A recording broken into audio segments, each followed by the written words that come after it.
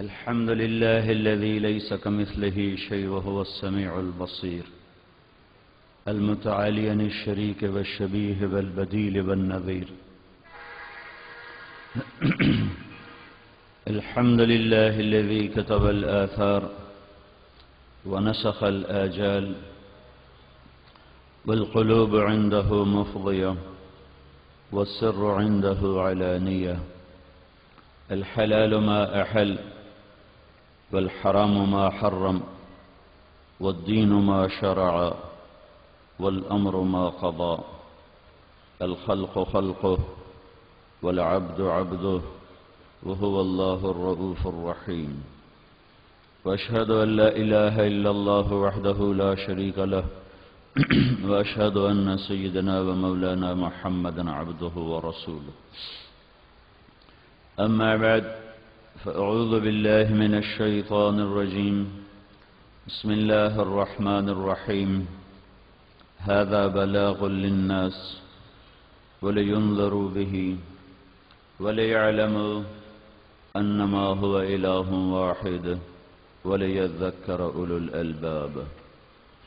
وقال النبي صلى الله تعالى عليه وسلم: إن الله بعثني كافة للناس رحمة فأدوا عني. وقال النبي صلى الله تعالى عليه وسلم: بعثت إلى الأسود والأحمر. وقال النبي صلى الله تعالى عليه وسلم: نضر الله امرأ سمع مقالتي فوعاها ثم أداها كما سمعها فرب مبلغ أوعى من سامع أو كما قال صلی اللہ تعالی علیہ وسلم. میرے محترم بھائی اور دوستو، اللہ تعالیٰ کی رہبری، اللہ تعالیٰ کا علم، اللہ تعالیٰ کا بنایا ہوا انبیاء کا سلسلہ یہ نہ ہوتا تو اس کائنات میں انسان سے زیادہ بھٹکا ہوا بے مقصد اور کوئی بھی نہ ہوتا. انسان کی منزل اللہ ہے. اللہ کے سوا جس چیز کو منزل بنائے گا بازی ہار جائے گا، یا پا نہ سکے گا یا پا کے کھو دے گا. دونوں باتوں میں سے ایک تو یقینی ہے. لیکن اللہ جن کی منزل بن جاتا ہے ان کا ہر پل ہر لمحہ انہیں منزل کے قریب لے جا رہا ہوتا ہے. وہ زندگی کے ہر روپ میں اور حالات کی ہر شکل میں اپنی منزل کو پا رہے ہوتے ہیں. ان کی موت انہیں مقصد سے جدا نہیں کرتی بلکہ اور زیادہ قریب کر دیتی. قبر کا گڑھا انہیں اپنی منزل سے دور نہیں لے جاتا اور زیادہ قریب کر دیتا ہے. ان الذين قالوا ربنا الله ثم استقاموا، انہوں نے اللہ کو رب مانا اور اس کو اسی پر جم گئے. یہ ساری دنیا کے انسان خسارے میں ہیں اگر یہ اللہ کو اپنا مطلوب نہ بنائے. کامیاب ہے جس نے اللہ کو ڈھونڈا اور پا لیا.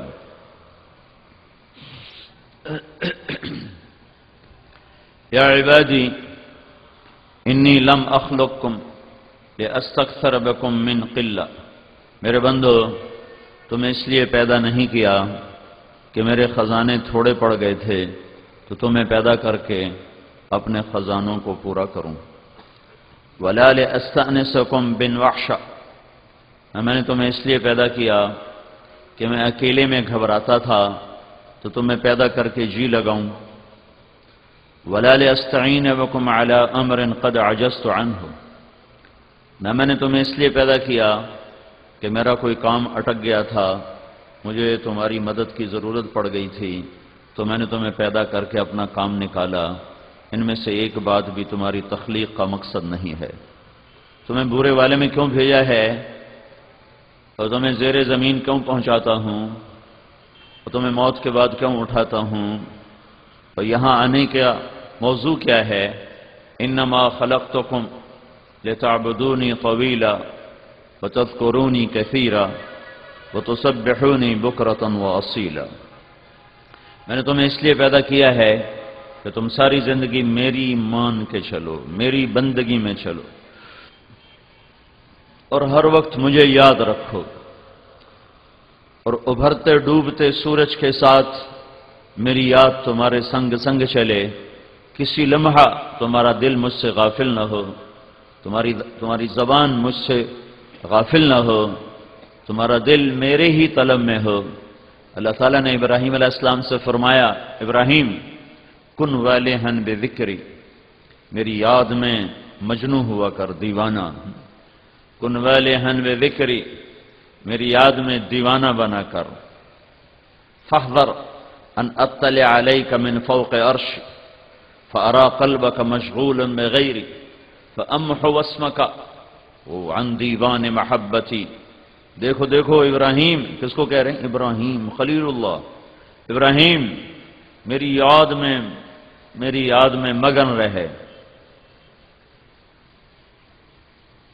خیال کرنا، عرش کے اوپر میری نظر پڑے تیرے دل پر، میں عرشوں سے جھانکوں تیرے دل پر اور اسے دیکھوں کسی اور کی طرف متوجہ ہو رہا ہے، تو اسی وقت تیرا نام اپنی محبت کرنے والوں کے دفتر سے نکال دوں گا۔ یہ کون ابراہیم ہے جس کو اللہ خود کہتا ہے ان ابراہیم کان امۃ قانتا للہ حنیفا؟ حنیف تھا، سب سے کٹ کر صرف اللہ سے جڑا ہوا تھا، اور اللہ کے سوا کسی طرف اس کا دھیان نہ تھا۔ اللہ اسے یوں فرما رہا ہے، بس یہ دل میرے لیے خالص کر لے، اس دل میں میرے سوا اور کوئی نہ ہو۔ میرے بھائیوں، دنیا کا ناکام ترین انسان وہ ہے جو اللہ کو پہچانے بغیر مر گیا، یا پہچانا تو صحیح اور اس کی مان نہ سکا، اور اپنی شہوتوں میں ڈوب کر وہ غرق ہو کے ختم ہو گیا۔ اور دنیا کا کامیاب خوش قسمت انسان، مرد عورت، وہ ہے جس نے اللہ کو پہچانا، پھر اس کو مانا، پھر اس کے سامنے جھک گیا، اور اس کے سامنے سر جھکا دیا، اور اپنے نفس پہ قدم رکھا اور اس کے اطاعت پہ جم گیا۔ یہ نقطہ انسان اپنی عقل سے پکڑ نہ سکتا تھا، اس کو سمجھانے کے لیے 1.25 لاکھ انبیاء دنیا میں تشریف لائے، اور انہیں مشقت کی گھاٹیوں سے گزارا گیا، حتی یقول الرسول والذین آمنوا معه متی نصر اللہ۔ ایسے زلزلے آئے، ایسی مشقتیں آئیں کہ انبیاء پکار اٹھے، یا اللہ تیری مدد کب آئے گی؟ دنیا کا افضل ترین طبقہ انبیاء ہیں، کائنات کے سب سے افضل انسان انبیاء ہیں۔ انبیاء کی زندگی میں دیکھو تو عبادت زیادہ نہیں ہے، عبادت زیادہ نہیں ہے۔ ہمارا نبی ساری دنیا کے سردار، جن و انس کے سردار، نبیوں کے بھی سردار، سارے نبیوں کے نبی، ساری زندگی آپ کی تہجد 11 رکعت نفل ہیں، 11 رکعت، 8 نوافل اور 3 وتر، اور ابن عباس کی ایک روایت میں آتا ہے 15 رکعت۔ لیکن یہ 15 رکعت مستقل نہیں تھیں، آپ کی مستقل رات کی بندگی 11 رکعت، کبھی اس سے بھی کم، کبھی اس سے بھی کم۔ سوتے بھی ہیں، جاگتے بھی ہیں۔ کوئی رات آپ کی زندگی میں ایسی نہیں آئی کہ آپ نے عشاء کے وضو سے فجر کی نماز پڑھی ہو۔ تابعین میں، صحابہ میں بکثرت ملیں گے عشاء کے وضو سے فجر کی نماز پڑھی، لیکن ہمارے رسول پاک صلی اللہ تعالی علیہ وسلم کی زندگی بھر میں کبھی نہیں ملے گا کہ عشاء کے وضو سے آپ نے فجر کی نماز ادا کی ہو۔ انبیاء کی زندگی میں جو سب سے نمایاں چیز ہے وہ انسانیت کا غم، کڑھن ہے، درد، بے قراری ہے، اور ان کے پیچھے دیوانہ وار پھرنا ہے۔ یہ انبیاء کی امتیازی چیز۔ رب انی دعوت قومی لیلا و نہارا، جو انبیاء کا انبیاء کی بندگی عبادت، انبیاء کا ذکر، انبیاء کی تسبیح، انبیاء کی تلاوت کیا ہے؟ رب انی دعوت قومی لیلا ونہارا، یا اللہ دن رات میں تو تیری طرف ہی لوگوں کو بلاتا رہا۔ یہ انبیاء کا سب سے عالی شان عمل اور وظیفہ ہے، اس وجہ سے وہ ساری کائنات کے افضل ترین، ایک نبوت خود ایک ان کو اونچا بنانے والی چیز ہے، پھر نبوت میں جو سب سے عالی عمل ہے وہ دعوت ہے کہ وہ بیٹھتے نہیں، لوگوں کے پیچھے پھرتے۔ داؤد علیہ السلام نے ایک دفعہ عبادت خانہ بنایا کہ یہاں میں اندر بیٹھ کے اللہ کی عبادت کروں گا، کسی سے ملاقات نہیں کروں، بس اکیلا اللہ سے ملاقات کروں۔ جب وہ مکمل ہو گیا اور اس کے اندر بیٹھ گئے تو اللہ تعالیٰ نے اس کی دیواریں اتنی اونچی تھیں کہ اس کے اوپر کوئی چڑھ نہیں سکتا تھا، دروازہ اندر سے بند تھا۔ تو اچانک اذ تصور المحراب، دو آدمی محراب میں کھڑے نظر آئے، ففزع منہم، تو داؤد علیہ السلام ڈر گئے، یہ کہاں سے آ گئے؟ دروازہ اندر سے بند، دیوار پہ چڑھ کوئی نہیں سکتا، تو یہ آئے کہاں سے؟ تو وہ کہنے لگے لا تخف، اللہ کے نبی ڈرو نہیں، خصمان بغى بعضنا على بعض، ہم دونوں کا آپس میں جھگڑا ہو گیا ہے، آپ ہمارا فیصلہ فرما دیں۔ بھائی کیا جھگڑا ہوا ہے؟ كأن هذا أخي له 99 نعجة ولي نعجة واحدة فقال أكفلنيها وعزني في الخطاب، یہ میرا بھائی ہے، اس کے پاس ہے 99 بھیڑیں، میرے پاس ہے ایک، یہ مجھ سے کہتا ہے اپنی ایک مجھے دے دے، تو آپ بتائیں کہ ہم میں ظالم کون ہے، مظلوم کون ہے؟ داؤد علیہ السلام حیران پریشان سوچ رہے، یہ تو قضیہ بچہ بھی نمٹا سکتا ہے کہ بھائی یہ 99 والا ظلم کر رہا ہے، ایک والے کو کہہ رہا ہے ایک مجھے دو میں 100 پوری کروں، تو یہ میرے پاس کہاں سے آ گئے؟ اوہو فظن داود انما فتناہ، پھر اس وقت داؤد علیہ السلام کو پتہ چلا اوہو یہ بھیڑوں کا قصہ نہیں ہے، یہ اللہ کی تنبیہ ہے کہ داؤد تو کمرے بند کر کے عبادت کے لیے نہیں آیا، تو میرا پیغام پہنچانے آیا ہے، یہ تو نے مقصد سے ہٹ کے قدم اٹھایا ہے، تیرا عبادت کا جی ہے تو رات میرے پاس آ جایا کر، ساری رات بندگی کر، کوئی منع نہیں، لیکن دن میں تو دروازے بند کر کے کنڈے لگا کے اندر بیٹھ جائے اور کہ میں نے کسی سے نہیں ملنا، بس میں نے اللہ اللہ کرنا ہے، تو یہ تیرا منصب نبوت اس بات کا تقاضا نہیں کرتا۔ تو اس وقت پھر آگے توبہ کی، استغفار کی اور سجدے میں سر رکھا کہ یا اللہ مجھے معاف کر دے۔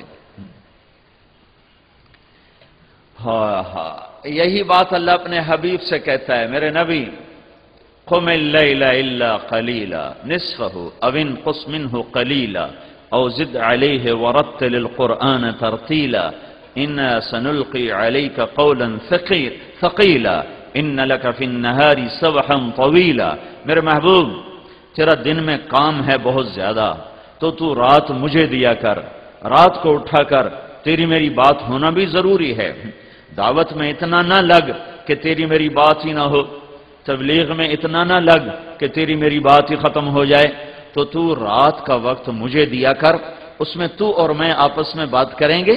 رات کی گفتگو ویسے بھی بہت پرسکون ماحول میں ہوتی ہے اور کوئی اس وقت بلانے والا نہیں ہوتا اور کوئی اس وقت خلل ڈالنے والا نہیں ہوتا، تو رات کو میرے پاس آیا کر، مجھ سے بات کیا کر، اس لیے کہ دن میں تجھے لمبا تیرنا ہے۔